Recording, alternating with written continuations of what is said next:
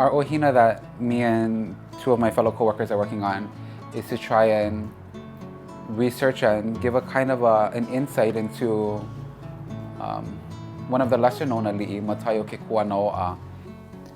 For this ʻOhina, we chose a man named Mataio Kekūanāoʻa, and he was the father of Alexander Liholiho, Lot Kapoiva, Kamamalu, and also one of the fathers of Ruth Ke'alikolani, a really important figure in the kingdom. They may just think that he was high-ranking chief, but more than that, what else did he do to further the pono and the good things about our Hawaiian nation? But it's a name that you kind of hear here and there, and most people don't have an in-depth knowledge of who he might be other than he was the governor of Oahu, and that's really kind of the only thing that people know, or that generally people tend to know about Kekūanāoʻa. But he's kind of like the Rothschilds, where they're never the center of attention, but they're always there at everything. And they're somehow involved in everything. He's fascinating to me because he comes through this time in history, is born and lives the early part of his life under the Aikapu, and then helps to usher in this new order of government. He served in the Privy Council. He served as president of the Board of Education and so many other things that a lot of people may not know about.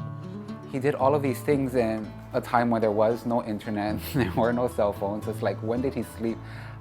A lot of times when there was issues with foreign powers, he was the one sent to deal with those issues. Thinking that this was all about, what's her name? Yeah, the petitioner and his whole PE. Yeah. So yeah, the defendant, which is the government. Yeah. It's actually the ao PE, so you might want the side of the defense or the defense. Is that because it allows for more than one person, Kumu? Yeah, it's that whole ao, right? Yeah. Okay. The defense claims that Nama'u, the brother of Ka'upena, continuously resided in that place from the time of the sale to fell sandalwood, and said this land belonged to him. He passed away in 1848 and bequeathed this land and other assets to M. Kekūanāoʻa, whose estate has now gone to Ruth Ke'alikolani. Ke'alikolani then conveyed her title to this land to the Hawaiian government. In Nama'u's will, all of his assets were bequeathed to M. Kekūanāoʻa, as we just mentioned, but this parcel was not specifically clarified. Can I ask, instead of just the time of the sail to fell sandalwood, maybe the sailing journey or something? I don't know why rather than sail, maybe journey. That caught my ear too. The time of the journey to cut sandalwood, that might work. Mahalo. Mahalo yaʻoi. By the time he dies in 1868, he's one of the eldest ali'i still alive. He's born around 1791, and so he's very much born in what we would call the old ways, and is able to see Hawaii through that transition with the passing of Kamehameha in 1819. So he would be about 28 years old at that time. So he's very much aware of what's happening. And then of course the abolishment of the Aikapu and then the switching of just social structures here in Hawaii. And then by the time he passes in 1868 again, he's one of that few connections back to that real old time. And so he's really highly respected for not only his status in society, but also the knowledge that he's gained over the years. But the stuff that we did access gave me the sense that he was really well suited to help kind of defend against those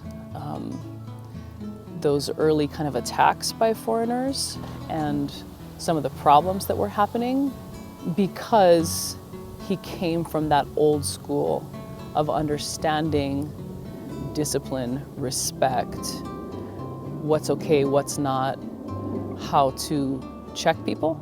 I think it's important that we know as much about our kupuna and our ali'i as much as we can. They were and still are role models for us and how we can make good decisions, especially in a time like now where we're starting getting into roles where we do make vital and important decisions about where we're going to go as a people. So we just did an initial simple Kekūanāoʻa search on Papakilo, and it brought up over 1,000 hits, but that's because it's the actual article plus the typescripts. But when we actually download the various spreadsheets by 200, it only came up to about 575. And that spanned from 1837 was the first printing of the name Kekūanāoʻa all the way up until 1946. And so we got to see a bunch of references. He dies in 1868. And for me, I think this is what's good for our community, that we're building a database and we're building people that know things that a lot of people don't. And I think this is a good way for other people, if they're interested, to be a stepping stone or a door into a greater vast place of learning.